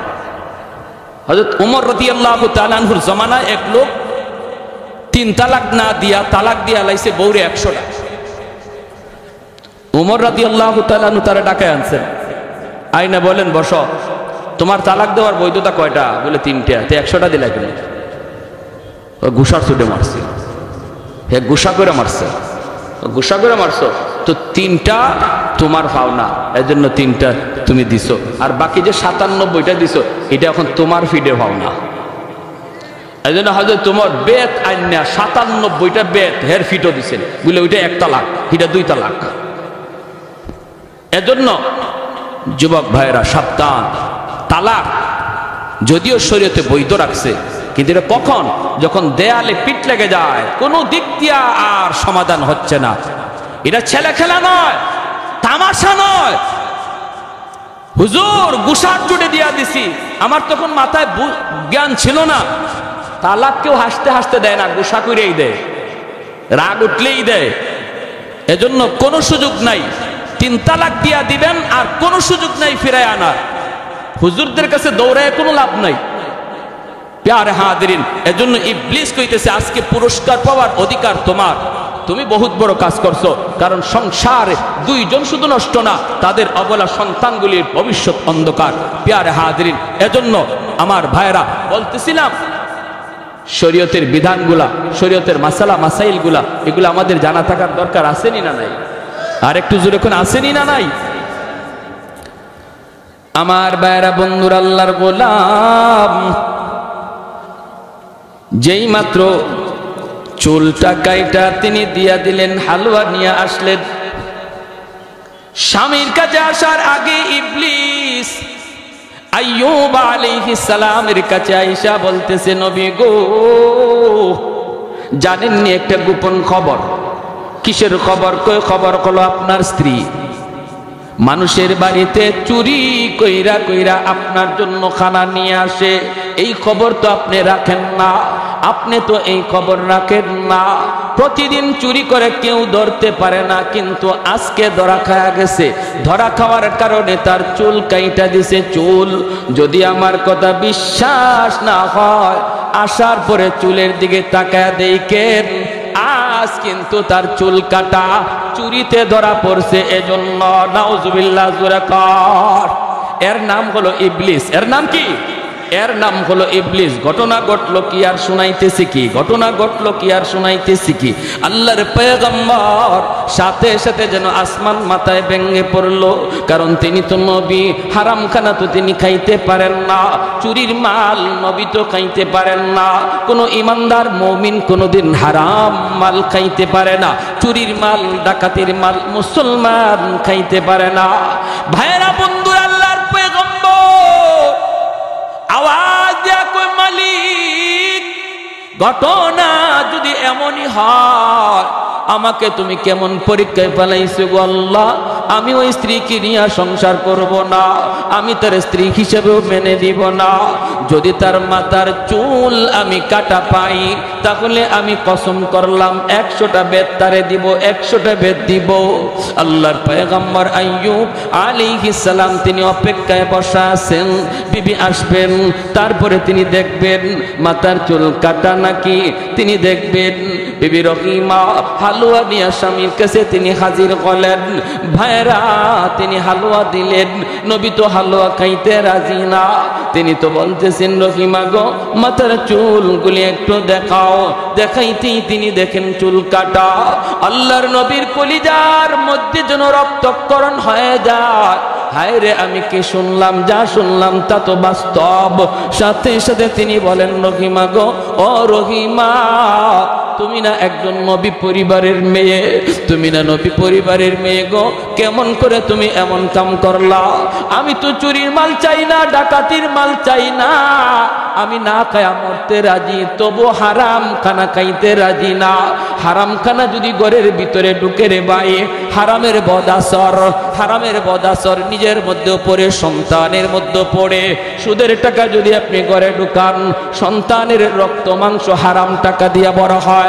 এই সন্তান বড় হওয়ার পরে কোনোদিন নামাজি হয় না, আলেমদের পক্ষে কথা বলে না, ইসলামের পক্ষে কথা বলবে না, বাপ মার সাথে ভালো আচরণ করবে না, বাপ মার সাথে বেয়াদবি করবে, বাবার সাথে বেয়াদবি করবে, বাবার গায়ে হাত উঠাইতে পারে, কারণ তার শরীরে রক্ত মাংস তুমি বাবা হারাম টাকা দিয়া বড় করছ। আজ আমাদের সমাজের চিত্র এত খারাপ, এত খারাপ, কেন সন্তানগুলি বেপথে বেলাইনে চলে গেল? মায়ের কথা শুনে না, বাবার কথা শুনে না। কত বাবার অভিযোগ, হুজুর একটু পানি পরা দেন, হুজুর একটু পানি পরা দেন, পোলারে পাই না। হুজুর একটু পানি পরা দেন, পোলাটায় কথা শুনে না। হুজুর একটু পানি পরা দেন, মেয়েটায় কথা শুনে না। আমি যদি জিজ্ঞেস করি, বাবারে তুমি কি করো, কি করো, কি করো, কিভাবে টাকা কামাই করছো, খবর নিয়ে দেখা যায় প্রতিদিন ঘুষ খাইছে, ঘুষের টাকা দিয়া সন্তানরে বড় করছে। যদি আমি বলি ছেলের জন্য আপনাকে যদি এক গ্লাস পানি পরা দিতে হয়, আপনার জন্য পানি পরা দিতে হবে এক জগ। মানুষগুলি কয় হুজুরদের পানি পড়ায় কাম হয় না, কাম হয় না। আমি বলি না, পানি পড়া কাম হয়, কিন্তু ওই পানি পড়া যেই ঘরে যে ঢুকবে, এই ঘরে ঢুকার সময় যায় দেখে ঘরের রহমতের দরজা বন্ধ। কারণ ঘরের ভিতরে সুদ ঢুকে, ঘরের ভিতরে ঘুষ ঢুকে, ঘরের ভিতরে হারাম ঢুকে। যেই ঘরে হারাম ঢুকে, এই ঘরে গজবের দরজা খোলা, রহমতের দরজা বন্ধ। ইমাম সাহেব পানি পড়া দেয়, পানি পড়া আপনার ঘরে গিয়ে ঢুকতে পারে না, কারণ রহমতের দরজা বন্ধ, গজবের দরজা খোলা। ঠিক না? ঠিক না? ফখরে বাঙ্গাল রহমতুল্লাহি আলাইহি ট্রেনে উঠছেন, এক নাস্তিকে হুজুরে পায়া কয়, হুজুর মানুষদের সাথে আর কত দুকাবাজি করবেন? হুজুরে কয়, কের দুকাবাজি? কই যে ফু দেন। একজন একে, হুজুর একটু ফু দেন। আপনি একটু ফু দিলেন, এই যে বাতাস দিলেন, এই বাতাসে কি আছে? বাতাসে কি আছে? এমন দুকা দিয়ে আর কত চলবেন? আল্লাহর ওলি বলেন, তুমি বাতাসে কি আছো বুঝো না? কয় না, বুঝি না। ফখরে বাঙ্গাল রহমতুল্লাহি আলাইহি বলে, কেমনে বুঝবা? কারণ তুমি তো জারদ সন্তান, তোমার বাপের ঠিক নাই। হে হাত পা গুছায়া হুজুরে এখনই ধরে ফেলবে। শরীর গরম হয়ে গেছে, চেহারা লাল হয়ে গেছে, মানুষজন জমা হয়ে গেল। কি হয়েছে? কই হুজুরে আমাকে গালি দিয়েছে। আল্লাহর ওলি বলেন, আমি তো গালি দেই নাই, আমি তারে বুঝাইছি বাতাসে কি হয়। দেখেন, সে বলছে আমরা যে কোরআন পুইরে ফু দেই, বাতাস দিই, এই বাতাসে বুঝি কিছু হয় না। আমি যে তারে গালি দিলাম, মারলামও না, তার উপরে হাতও উঠাইলাম না, শুধুমাত্র একটা বাতাস ছাড়লাম। গালিও তো একটা বাতাস, এই বাতাস ছাড়াতেই দেখেন তার চেহারা লাল হয়ে গেছে, বডিটা ফুলে গেছে। বুঝাইলাম, নাপাক গালির বাতাসে যদি তোমার চেহারা লাল করে দেয়, বডি যদি ফুলায় দেয়, আল্লাহর কালাম পইরা ফু দিলেও আসর আছে। আপনাদের বালিয়ার পিসাব রাহিমাহুল্লাহ, জিনার খলিফা নুরুদ্দিন ঘরপুরি রহমতুল্লাহি আলাইহি, হুজুরের শনিবার মঙ্গলবার পানি ভরা দেন। আর পানি ভরা দেওয়ার সিস্টেম হলো, মাদ্রাসার সামনে যে পুকুর, এই পুকুরের মধ্যে ফু দিয়ে হুজুর চলে যেতেন। আর মানুষ এই পুকুর থেকে পানি নিত, নিয়ে সবার কামও হয়ে যেত। আলহামদুলিল্লাহ, পুকুরের পানি নিয়ে কাম হয়ে যেত। একদিন হুজুরের এক ভক্ত, খুব কঠিন ভক্ত, আইসা বলতেছে, হুজুর আপনি পুকুরের মধ্যে ফু দিয়া যান, আর পুকুরের এই ফু কোন জায়গায় লাগলো, কোথায় লাগলো না, এটা আমরা বুঝবো কেমন করে? হুজুর আমার একই নয় না, আপনি আমার এই জগটার মধ্যে একটু ফু দেন। নুরুদ্দিন ঘরপুরি রহমতুল্লাহি আলাইহি বলেন, তোমার একই নয় না? কয় না, একই নয় না। ক্ষতি একই এখন হবে। কাচের গ্লাস লই আইছে, হুজুরে বলেন কাচের জগ, এই জগটার মধ্যে ভালো করে তুমি ধৈর্য, আমি ফু দেই। আমাদের উস্তাদরা পাশেই বসা ছিলেন, সবাই নিজের চোখে দেখছেন। উস্তাদগণ বলছেন, কাচের জগটা তুমি ভালো করে ধৈর্য, আমি ফু দেই। হে কাচের জগটা এমনি ধরে রাখছে। আল্লাহর ওলি তিনি ফু দিলেন, ফু দেওয়া মাত্র কাচের জগটা টাস টাস করে ভেঙ্গে পানিটা মাটিতে পড়ে গেল। এ ভাই, এজন্য বলি উলামায়ে কেরামের কোনো দোষ নাই। পানি পড়ায় আজকাল কেন কাম হয় না রে যুবক? এক জমানায় কাম হয়েছে। কোন জমানায় কাম হয়েছে? যেই জমানায় মুসলমানের ঘরে রহমতের দরজা খোলা ছিল, ফজরের পরে ঘর থেকে কোরআন তেলাওয়াতের আওয়াজ শোনা যাইত, ঠিক না? এক সময় গ্রামের ভিতর দিয়া যদি চলতাম, প্রতিটা ঘর থেকে মা বোনদের কোরআন তেলাওয়াতের আওয়াজ শোনা যাইত। কিন্তু এখন গ্রামের ভিতর দিয়ে হাঁটলে মনে করে ফজরের পরে সব মরে গেছে।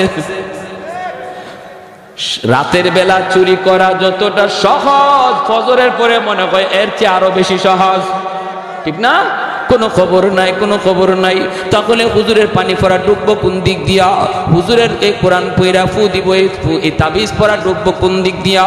এজন্য বলতেছি হারাম ঘরে ঢুকানো বন্ধ করো, হারাম ঘরে বাজানো বন্ধ করো। মুসলমানের ঘরে কোন গান চলে, খেলাধুলার আয়োজন চলে, অথচ সপ্তাহে সপ্তাহ চলে যায়, কোরআন তিলাওয়াতের আওয়াজ হয় না, ঠিক কিনা?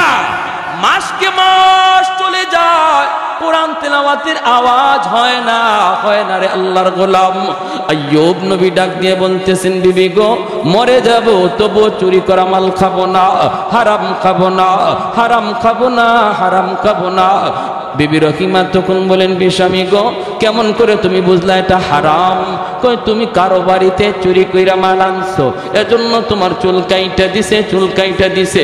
আল্লাহর বান্দি তখন চোখের পানিটা সাইরা বলতেছেন, স্বামী গো কে তোমারে এমন বলছে? কয় গ্রামের একটা মানুষ। সাথে সাথে তিনি কান্দেন আর বলেন, স্বামী বিশ্বাস করো আমিও নবী পরিবারের মেয়ে গো, চুরি করি নাই, আমার বাপ দাদা কেউ চোর ছিল না, কেউ চুরি করতে শিখায় না। আমার ঘটনা হলো এমন, ইহুদি মহিলা আমাকে দিতে চায় না, বাধ্য হইয়া আমি চুলটা দিছি। এইবার আল্লাহর নবী তিনি বুঝে ফেলছেন এটা ইবলিস ছিল, ইবলিস। এখন তিনি কসম তো করে ফেলছেন, কসম তো করে ফেলছেন। আল্লাহ পাক জিব্রাইল আমিনকে পাঠাইছে, জিব্রাইল আমার নবী তো কসম করে ফেলছে চুল কাটা দেখলে 100টা বেত্রাঘাত করবে, কসমটা তো পুরা করা দরকার। ও জিব্রাইল তাড়াতাড়ি করে যাও, যাই আমার আইয়ুব নবীকে বলো 100টা ছোট ছোট বাঁশের কঞ্চি এক জায়গায় যেন একত্রিত করে তারপরে আস্তে করে যেন রহিমাকে আঘাত দেয়, আমি আল্লাহ কসম পুরা করে নিব। একটু জোরে কোন সুবহানাল্লাহ, আর একটু জোরে কোন সুবহানাল্লাহ। সকল ক্ষমতার মালিককে, ফরমান আসে কার কাছ থেকে? আদেশ মানব কার? আমার যুক্তি যেখানে শেষ সেখান থেকে আল্লাহর কুদরত শুরু হয়, ঠিক কি না? আমার যুক্তি যেখানে শেষ সেখান থেকে আল্লাহর কুদরত শুরু হয়। তোমার আমার যুক্তি যেখানে শেষ সেখান থেকে আল্লাহর কুদরত শুরু। তুমি বলতেছো কোরআনে এই কথা কেমনে আসলো, জান্নাত জাহান্নামের আলোচনা কেমনে আসলো? উলামায়ে কেরামের কথার মাঝখানে কেউ কোনোদিন পণ্ডিতি করবা না, কারণ উলামায়ে কেরাম নিজের থেকে কিছু বলে না, যা বলে আল্লাহর কথা বলে, যা বলে নবীর কথা বলে। অতএব উলামায়ে কেরামের কথার সাথে পণ্ডিতি করতে চাইলে তোমাকেও কোরআন হাদিসের পণ্ডিত হওয়া লাগবে। ইঞ্জিনিয়ারের সাথে আমরা দ্বন্দ্বে যাই না, তোমরা কেন দ্বন্দ্বে আসো? ডাক্তারের সাথে আমরা দ্বন্দ্বে যাই না, ডাক্তার তুমি কেন আমাদের সাথে দ্বন্দ্বে আসো? মেজরের সাথে আমরা দ্বন্দ্বে যাই না, তুমি কেন আমাদের সাথে দ্বন্দ্বে আসো? যে যেই বিভাগের পণ্ডিত সেই বিভাগ নিয়ে পণ্ডিতি করো, ভিন্ন বিভাগে যাওয়ার চেষ্টা করবা না, কারণ এদেশের মানুষের মাথার মুকুট হলো উলামায়ে কেরাম। প্যারে হাজিরিন, এজন্য মনে রাখবেন ষড়যন্ত্র একমুখী নয়, চতুর্মুখী ষড়যন্ত্র ইসলাম নিয়ে শুরু হয়েছে।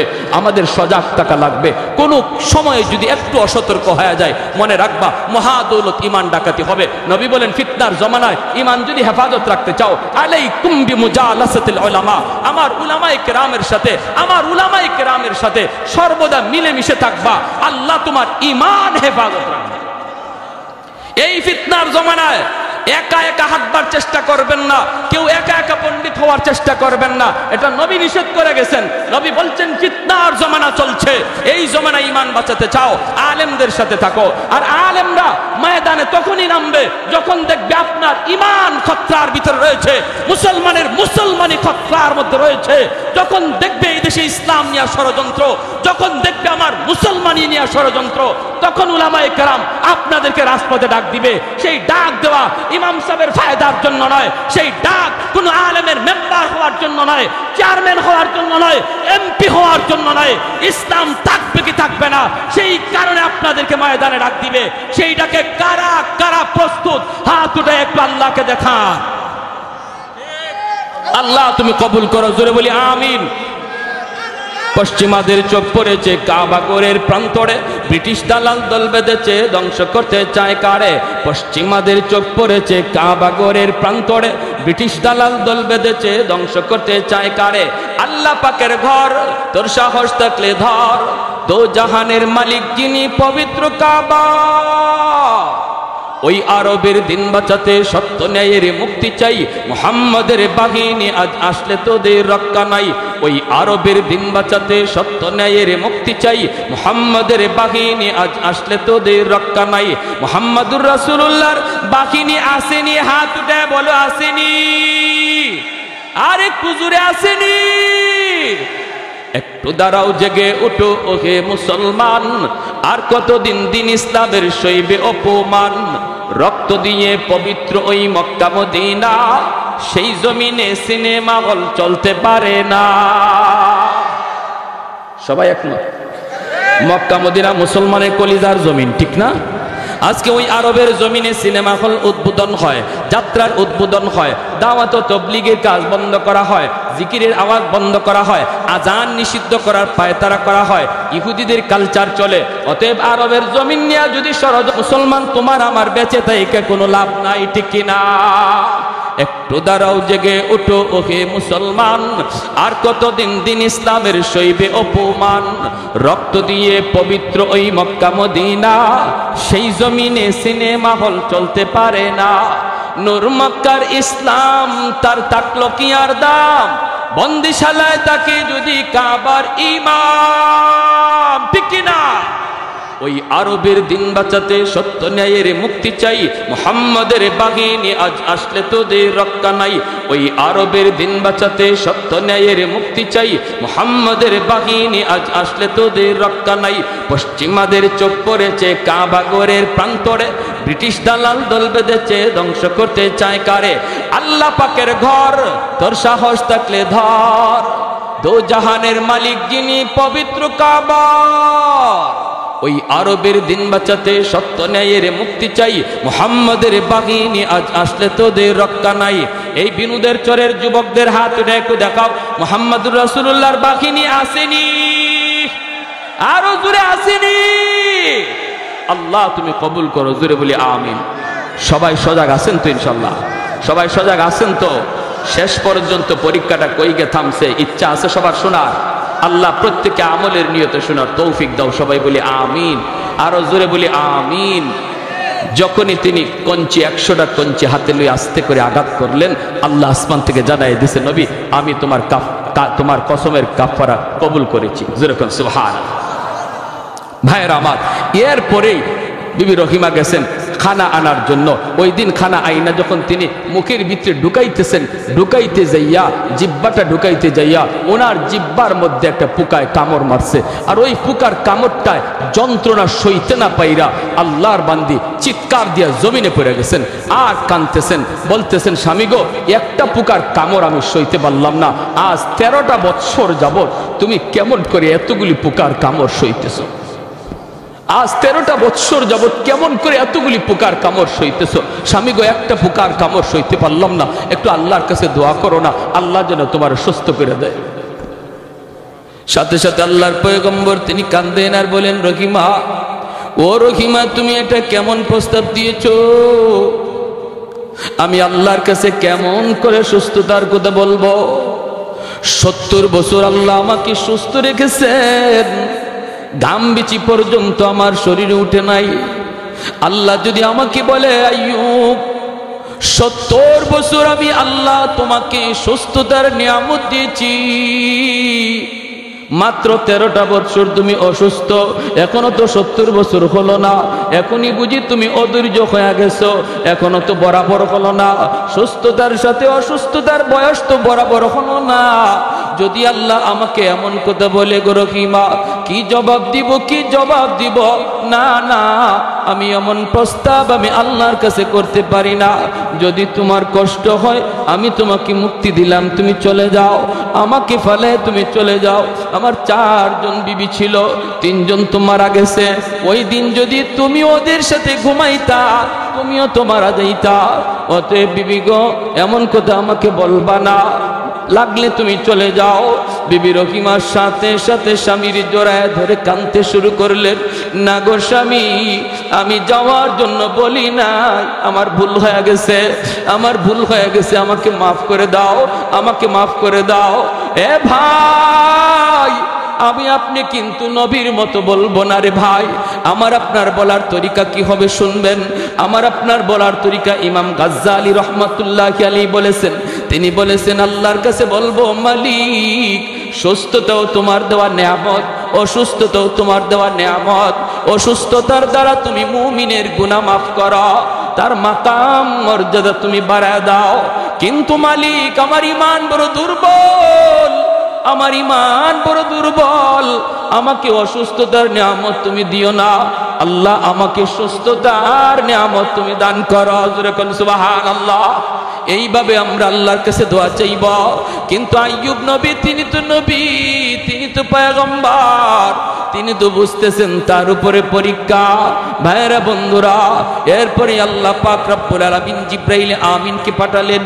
18টা বছর চলে গেল, অসুস্থ অবস্থায় 18টা বছর চলে গেল। আল্লাহ এইবার বলেন, জিবরাইল, আমার পয়গম্বর আইয়ুবের কাছে তুমি যাও। জিবরাইল আমিন এসে তিনি সালাম দিলেন, আসসালামু আলাইকুম ইয়া নবী আল্লাহ। আইয়ুব আলাইহিস সালাম সালামের জবাব দিতে তিনি একটু দেরি করলেন। এমনি জিবরাইল বলতেছে, নবী গো, আপনি যদি সালামের জবাব দিতে দেরি করেন, আপনার উম্মত করবে কি? কারণ সালাম দেওয়া সুন্নত, সালামের জবাব দেওয়া ওয়াজিব। সালাম দেওয়া সুন্নত, জবাব দেওয়া ওয়াজিব। সালাম না দিলে গুনাহ হয় না, কিন্তু জবাব না দিলে গুনাহ হয়, গুনাহ হয়, কবিরা গুনাহ হয়। সালাম যেমন দিবেন, জবাব তারে শোনায়া দেওয়া লাগবে। মনে মনে জবাব দিল, জবাব হয় না। আর আমাদের সমাজে কিছু মানুষ আছে, জবাব তো দেই না, বরং কয় না কয়। আপনি দিয়েছেন সালাম, আসসালামু আলাইকুম ওয়া রাহমাতুল্লাহ, নেতা কয় এই ধরনের যারা কয়া জবাব দিতেছেন, আল্লাহর কাছে কি পরিমাণ ধরা খাইতেছেন বুঝে আসবে যেদিন আল্লাহ ধরবে। সাবধান, কবিরা গুনাহ হয়, কবিরা গুনাহ। শুধু মুখে মুখে না, শোনায়া জবাব দেওয়া, ওয়া আলাইকুমুস সালাম ওয়া রাহমাতুল্লাহ, ঠিক না? সালামের সহি তরিকা আসসালামু আলাইকুম ওয়া রাহমাতুল্লাহ। আমাদের সমাজে বিভিন্ন ধরনের সালামের স্টাইল। একটা আছে রাজনৈতিক সালাম, সালাম আলাইকুম, আছে না সালাম আলাইকুম। আসসালাম শব্দের অর্থ হলো শান্তি নাজিল হোক, আর সালাম আলাইকুম শব্দের অর্থ হলো তোমার উপরে মরণ হোক। কেমন হইল? শান্তির দোয়া হইছে না মরণের দোয়া হইছে? হ্যাঁ, এজন্য কেউ যদি সালাম আলাইকুম কয়, আপনি গিয়ে ধরবেন, ধরে কবেন, তুই আমারে মরার দোয়া করলে কেন? মরার দোয়া করলে কেন? তুই আমার জন্য শান্তির দোয়া করতে পারস না, মরার দোয়া করলে কেন? সাবধান। এজন্য সালাম শুদ্ধ করে দিব, আর জবাব তারে শোনায়া দিব, জবাব তারে শোনায়া দিব। সালাম পাওয়ার সর্বপ্রথম হকদার হলো বাপ মা। আমাদের সমাজে আমরা আছি যারা সালাম কম বেশি করি, কিন্তু বাপ মারে সালাম করে এমন সন্তান খুব কম। অথচ সালাম পাওয়ার সবচেয়ে বড় হকদার হলো মা বাবা। একটা শান্তির দোয়া, আল্লাহ তোমার উপরে শান্তি নাজিল করুক। আমার বাবার জন্য আমি দোয়াটা করলাম না, মার জন্য এই দোয়াটা করলাম না, এটা বাবার হক নষ্ট করলাম, মার হক নষ্ট করলাম। প্যারে হাজিরিন, এজন্য যেই সন্তান বাবাকে সালাম দেয়, এই সন্তান আর বাপের মধ্যে আল্লাহ দিল থেকে মহব্বত বাড়ায়া দেয়।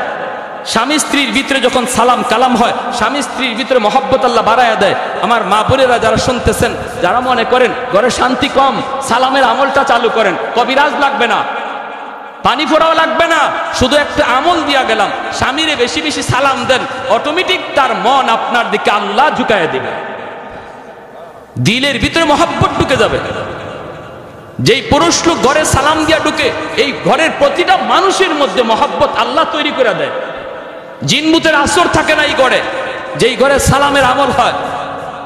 আমরা কত জায়গায় দৌড়তেছি আর কত বাটপারের কাছে ধরা খাইতেছি। হ্যাঁ, হাজার হাজার টাকা খরচ হইতেছে, যদি বাটপারে লাগাল পায় জিন ছাড়াবে। আপনার জিন ছাড়ানোর তরিকা আপনারই শিখাই দিলাম। আপনি খালি ঘরে সালাম দিয়ে ঢুকেন, জিনের 14 গোষ্ঠী ভাগবো, কেউ ঘরে থাকবে না। প্যারে হাজিরিন, জিব্রাইল আলাইহিস সালাম বলতেছে, নবী গো, আপনি যদি সালামের উত্তর দিলেন দেরি কইরা, উম্মতে করবে কি?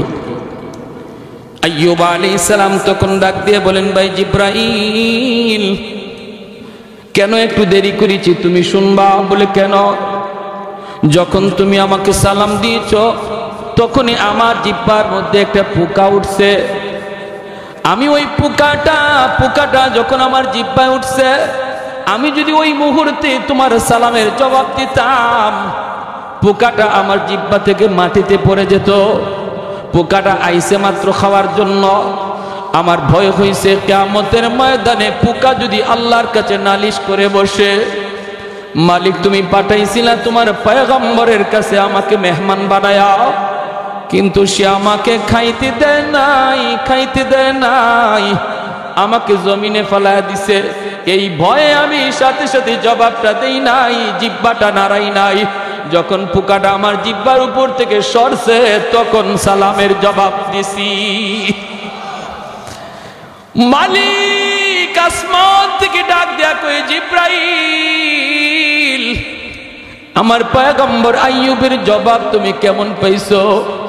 জিব্রাইল আমিন কই, মালিক আসমানের নিচে জমিনের উপরে এত সুন্দর জবাব আমি শুনি নাই। আল্লাহ আমাদের বুঝ হয়ে গেছে তোমার পয়গম্বর সবগুলি পরীক্ষায় জিপিএ 5 পেয়ে পাশ করেছে। আল্লাহ আমি জিব্রাইল সুপারিশ করি আর পরীক্ষা দিও না। আল্লাহ তুমি তোমার পয়গম্বরে আর কষ্ট দিও না, সব তুমি নিয়ে গেছো, এরপরও তোমার জিকির সারে না। আল্লাহ পাক রব্বুল আলামিন কয়, জিব্রাইল আমার পয়গম্বরকে বলো পায়ের গোড়ালি দিয়া জমিনের ভিতরে যেন আঘাত করে, জমিনে যেন আঘাত করে, পায়ের গোড়ালি দিয়ে আঘাত করলেই পানি জমজমের পানির মতো বের হবে। এই পানিটা খাইলে পরই তার সমস্ত শরীর থেকে পোকাগুলি জর্জরে পড়ে যাবে। নবী কয়, বাইরে জিব্রাইল আমি কি দিয়ে জমিনে আঘাত করব? আমার পায়ের গোড়ালি তো নাই, পোকা তো পাটাও খেয়ে ফেলেছে। জিব্রাইল কয়, নবী গো আপনার অবস্থা দেখে আমি জিব্রাইল চোখের পানি রাখতে পারি না, যা আছে তা দিয়ে এই জমিনে আঘাত করেন। এই পচা পাটা দিয়ে জমিনে আঘাত করলেন, আল্লাহ পাক সাথে সাথে জমজমের পানির মতো পানি আল্লাহ বের করে দিলেন। এইবার আল্লাহ বলতেছেন, জিব্রাইল আমার পয়গম্বরে বলো পানি যেন পান করে। জিব্রাইল আমিন যখন বললেন, পয়গম্বর পানিটা হাতে নিয়ে বিসমিল্লাহ বলে পানিটা পান করা মাত্রই সমস্ত শরীর থেকে পোকাগুলি ঝরঝরায়া মাটিতে পড়ে গেল। ও জিব্রাইল শুধু তা নয়, পানিটা হাতে নিয়ে শরীরের মধ্যে মাখাইতে বলো, আমি আল্লাহ তারে 25 বছরের পূর্ণ যুবক তারে বানায় দেব।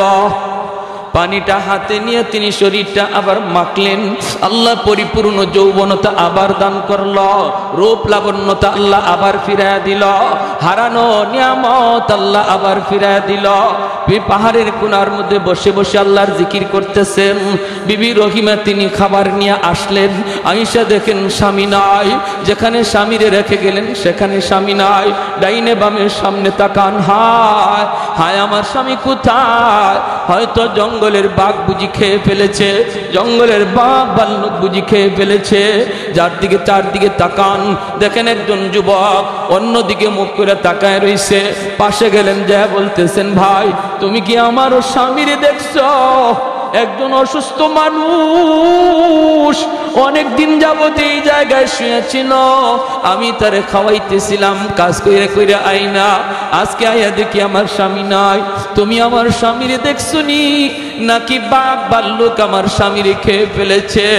এমনি আইয়ুব আলাইহিস সালাম চেহারাটা অন্যদিকে রাইখে বলতেছেন, তুমি কি তোমার স্বামীর চেহারা দেখলে তারে চিনবা?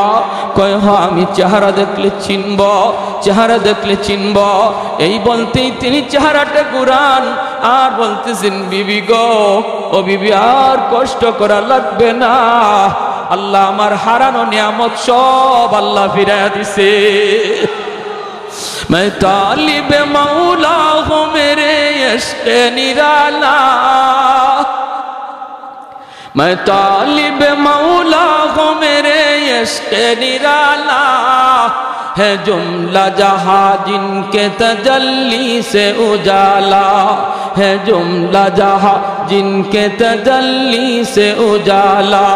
मादरुद जहां गैर खुदा यार नदारम, जुज याद खुदा हीच दिगर कार नदारम, जुज याद खुदा हीच दिगर कार नदारम। जोरे कुन अल्लाहु अकबर, আর একটু জোরে কোন আল্লাহু আকবার। এজন্য আমার ভাই সব নিয়ামত আল্লাহ ফিরায় দিয়েছেন, বিবিদেরকে আল্লাহ আবার জিন্দা করে দিয়েছেন, 6টা সন্তানকে আল্লাহ আবার জীবিত করে দিয়েছেন। জোরে কোন সুবহানাল্লাহ। সহায় সম্পদগুলি আল্লাহ ফিরায় দিয়েছেন। তাফসীরের কিতাবের ভিতরে লিখেন সাইয়্যিদুনা আইয়ুব আলাইহিস সালাম তিনি নিয়ামত ফিরে পাওয়ার পর যেই রাস্তা দিয়ে তিনি হাঁটতেন পিছন দিকে স্বর্ণের বৃষ্টি নাজিল হইত। সুবহানাল্লাহ জোরে কোন। এতগুলি নিয়ামত কেন কখন যখন সবর করছেন, বিপদে পইরা সবর করছেন। আমি আপনিও যদি সবর করি, আল্লাহ সুসংবাদ দিয়েছেন, সুসংবাদ। অভাবে আসরে আল্লাহর গোলাম, সাবধান মনে রাখো, অভাবে পইরা স্বভাব নষ্ট করো না, অভাবে পইরা স্বভাব তুমি নষ্ট করো না। মনে রাখবা অভাবী মানুষ অভাবের ভিতরে যখন থাকে আল্লাহ তারে পরীক্ষা নেন, অভাবের ভিতরে পইরা সে শুকর করে কিনা। ধনী মানুষের উপর আল্লাহ পরীক্ষা নেন, ধন দৌলত পাইয়া সে শুকরিয়া আদায় করে কিনা, অভাবে মানুষে সবর করে কিনা। এ ভাই মনে রাখো, একজন গরিব মানুষ যখন হাত উঠায় আর একজন ধনী মানুষ যখন হাত উঠায়, ধনী মানুষও হাত উঠাইছে, গরিবও হাত উঠাইছে, দুজন এক ক্যাটাগরির মুমিন, এক ক্যাটাগরির নামাজি, এক ক্যাটাগরির দিনদার, দুজন সমানে সমান, দুজন হালাল পথে চলে, দুজন আল্লাহকে ভয় করে। কিন্তু এরপরও নবী বলেন ওই ধনী লোকের আগে গরিবের হাত আল্লাহর কাছে আগে কবুল হয়ে যায়। শুধু তা নয়, শুধু তা নয়, নবী বলেন লক্ষ টাকা ধনী যদি আল্লাহর ঘর মসজিদে দান করে তবুও গরিবের খালি হাতের দোয়া আগে কবুল হয়ে যায়। এজন্যই নবী বলেছেন ইন্নামাল ফুকারা ইয়াদখুলুনাল জান্নাতা ক্বাবলাল আগনিয়া বি500 সানা। গরিব ধনীর 500 বছর আগে আল্লাহর তৈরি জান্নাতে যাবে। কোন গরিব? যেই গরিব গরিবী হালত মসজিদে গেছে, যেই গরিব গরিবী হালত বিবির পর্দার ভিতরে রাখছে, যেই গরিব গরিবী হালত মেয়েটারে পর্দার ভিতরে রাখছে, যেই গরিব গরিবী হালত হালাল পথে চলছে, হারাম পথে যায় নাই, সুদখোরের কাছ থেকে কখনো সুদে টাকা আনে নাই, অভাবে চলছে সংসার, অভাবে চাপালছে, এরপরও আল্লাহর ভয় যার অন্তরে ছিল, এই গরিবরে আল্লাহ পাক এলাকার ধনীরা যারা জান্নাতে যাবে সম্পদ হালাল পথে কামাই কইরা হালাল পথে ব্যয় কইরা যেই ধনীরা জান্নাতে যাবে এদের 500 বছর আগে আল্লাহ তারে জান্নাত দিবে। সুবহানাল্লাহ জোরে কোন। তাহলে বিপদে পইরা সবর করলে লাভ আসেনি না নাই? অভাবে পইরা নামাজ কালাম পড়লে লাভ আসেনি না নাই? আমাদের সমাজের ম্যাক্সিমাম মানুষ আমরা হলাম অভাবী গরিব, ঠিক না? হ্যাঁ, এজন্য এই বিষয়টা নিয়ে বয়ানটা করলাম। আল্লাহ আমাদেরকে যে হালে রাখছে এই হালতটা হলো অভাবের হালত। এই হালতটা হলো শহরে বন্দরে যারা আছে, আমেরিকা লন্ডনে যারা আছে, এদের কোনো অভাব নেই। যখন মন চায় গাড়ি চড়ে, যখন মন চায় বিমানে চড়ে, যখন মন চায় যা তা কিনে। কিন্তু আমরা যখন মন চায় তা মন চাইলেও পারি না, ঠিক না? মন চাইলেও পারি না। এজন্য আল্লাহ বলে বান্দারে ধন দৌলত তো আমিই দেই, এক শ্রেণীরে দিছি, তোমারে দিছি না, এটা আমিই করছি। এরপরও তুমি যখন আমার এই সিদ্ধান্তের উপরে তুমি সবর করছো, আল্লাহ আমি তোমার সিদ্ধান্ত মাইনা নিলাম, দুনিয়াতে আমার গরিব বানাইছো, আল্লাহ মাইনা নিছি, মানসি বিদায়ী তো তোমার ইবাদত বন্দিগি করি, মানসি বিদায়ী তো তোমার কদমে সেজদা দেই। আল্লাহকে বান্দা দেখ আমি আল্লাহ কত বড় মুনসিফ, আমার ইনসাফ দেখ। দুনিয়াতে ধনী আরাম করছে, তোর থেকে 60-70 বছরে হায়াত পাইছিল এই ধনী, 60 বছর সে আরামের দিক দিয়ে তোমার চেয়ে আগে ছিল, 60-70 বছর আরাম করছে তোমার থেকে বেশি। আর আখিরাতের ময়দানে আরামের ব্যবস্থায় আমি আল্লাহ তার চেয়ে তোমারে 60 বছর আগে না 500 বছর আগে দিব। জোরে কর না সুবহানাল্লাহ। 60 বছর বেশি না, দুনিয়াতে 60 বছর বেশি পাইছে, হে আরাম করছে তোমার চেয়ে, আর আখিরাতের লাইনে আমি তোমাকে 500 বছর বেশি দিব। সুবহানাল্লাহ। তাহলে আমরা যে হালে আল্লাহ রাখছি এই হালতে সবর করতে রাজি আছি কারা কারা? একটু হাত উঠে আল্লাহকে দেখান। আল্লাহ তুমি প্রতিটা হাতকে কবুল করো। কেউ আমরা নিরাশ না হই, কেউ আমরা মুখ দিয়া কোনোদিন কুফরি কালাম বের করবো না, এমন কথা বলবো না আল্লাহ বুঝি আমারই পাইলো, শুধু আমারই খালি দেখলো, বিপদ দিয়ে আমারে সারে না, আমি নামাজ কালাম পড়ি, আমার কি দোষ, এই ধরনের কথা না। সর্বদা আল্লাহর উপরে কর। আর ইমাম গাজ্জালির মতো দোয়া কর, আল্লাহ ও আল্লাহ আমার ইমান দুর্বল, আল্লাহ তুমি আমারে কঠিন বিপদে ফেলায়ও না, আমি কঠিন পরীক্ষা পারবো না, আল্লাহ আমার ইমান দুর্বল, আল্লাহ তুমি আমারে সহজ করে দাও। এই দোয়াটা করলে আল্লাহ খুশি হয়, আল্লাহ বিপদ দূরও করে, আল্লাহ খুশিও হয়। আল্লাহ আমাদের সবাইকে, বিশেষ করে এই যুবকগুলিকে আল্লাহ পাক ইসলামের পথে চলার, আল্লাহর বন্দেগী সঠিকভাবে করার এবং বিবি বাচ্চারে পর্দার ভিতরে রাইখা হালাল পথে পালবার তৌফিক আল্লাহ সবাইকে দান করুন। সবাই কোন আমিন। ওয়া আখির দাওয়ানা আনিল হামদুলিল্লাহি রাব্বিল আলামিন। على محمد وعلى آل محمد كما باركت على إبراهيم وعلى آل إبراهيم إنك حميد مجيد.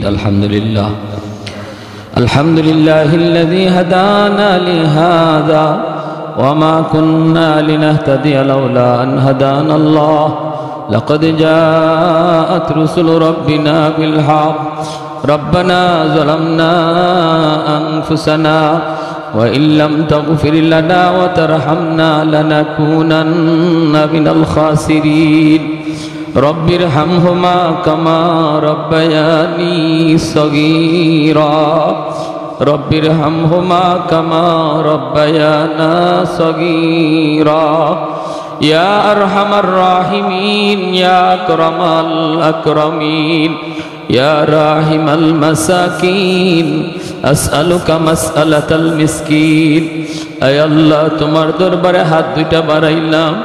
আয় আল্লাহ কুদরতি নজরে, মায়ার নজরে তাকে দেখো।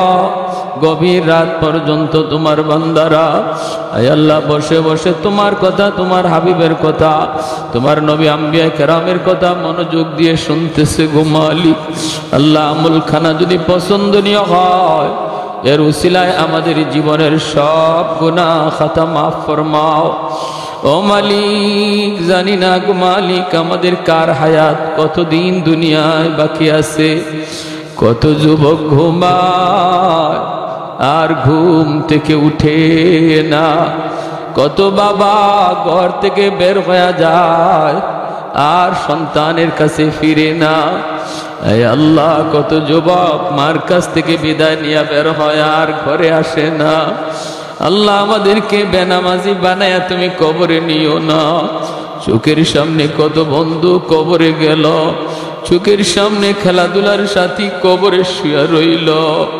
আয় আল্লাহ যাদের হাসি মুখের চেহারাটা এখনো চোখের সামনে ভাসে, ও মালিক যারা একদিন এই রাস্তা দিয়ে ঘুরতো, এই মসজিদে নামাজ পড়তো, তারা আজ কোথায় গেল, কোথায় রইল তুমি ছাড়া কেউ জানে না। আয় আল্লাহ আমরা খাঁটি দিলে তওবা করলাম, আমাদের তওবাকে কবুল আর মঞ্জুর ফরমাও।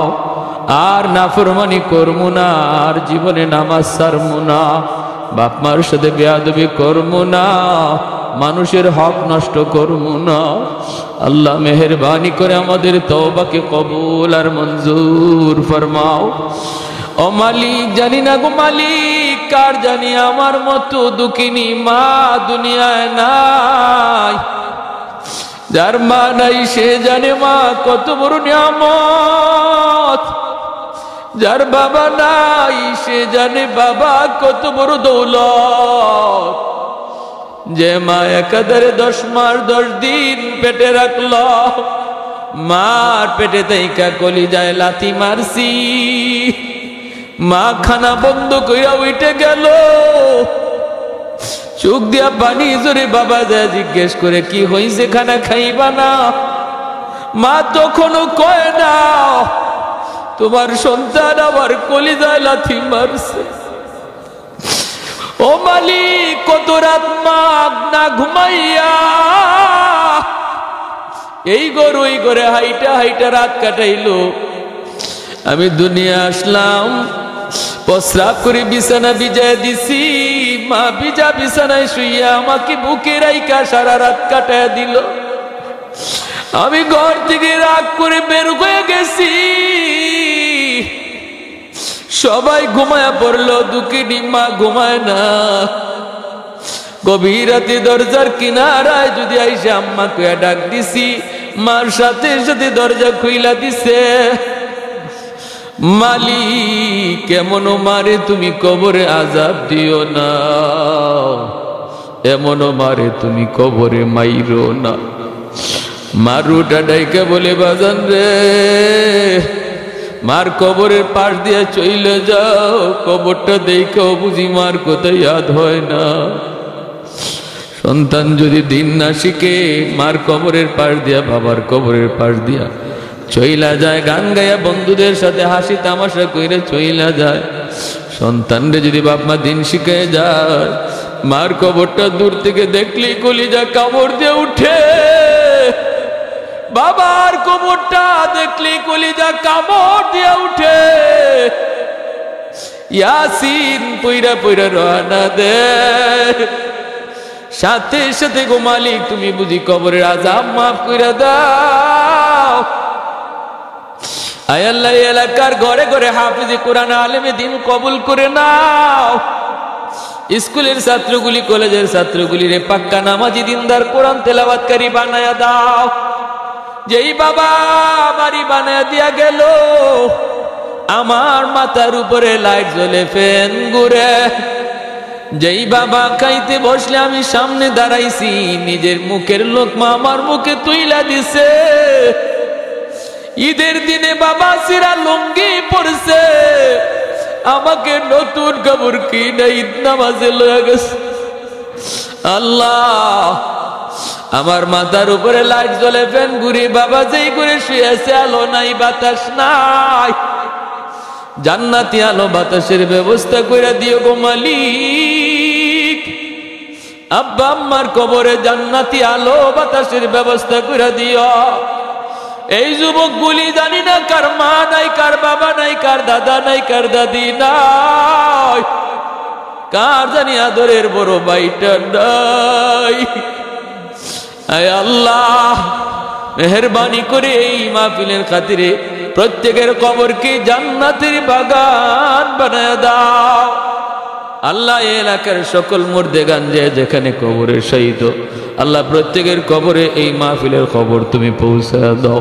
আল্লাহ, তাদের আওলাদ আজকে কোরআনের এত সুন্দর মাহফিলের আয়োজন করছে গো আল্লাহ, এই খাতিরে তাদের কবরকে জান্নাতের বাগিচা বানায় দাও।